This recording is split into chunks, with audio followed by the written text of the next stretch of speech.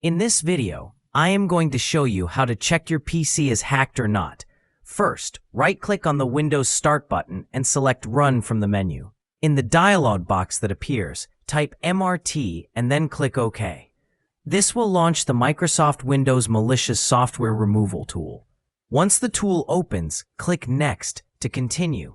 You will now be asked to choose a scan type. If you're short on time, select Quick Scan. This option checks the most common locations where malware and harmful software usually hide.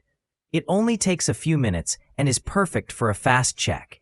If you want a much more thorough scan, choose Full Scan. This option scans your entire system, but can take several hours, depending on the size and speed of your computer. You should use a full scan if your PC has been acting strangely or running unusually slow. For now, go ahead and select Quick Scan. If the tool finds anything suspicious, it will show you the results and automatically remove any detected threats. It may also recommend running a full scan afterward for added security. Next, open the Run dialog box again. This time, type netplyz and press Enter.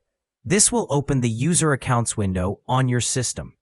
Here you'll see a list of all user accounts created on your computer. Carefully check this list. If you see any account that you don't recognize or never created, this could be a serious security risk.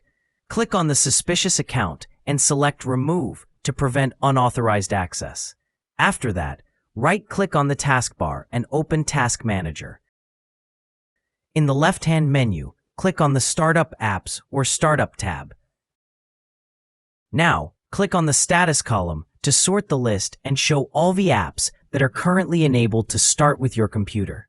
Slowly go through the list. If you see an application that you don't recognize or don't remember installing, right-click on it and select Disable. This will stop the unknown program from launching automatically every time your computer starts. Disabling suspicious startup items can significantly reduce the chance of harmful software running silently in the background.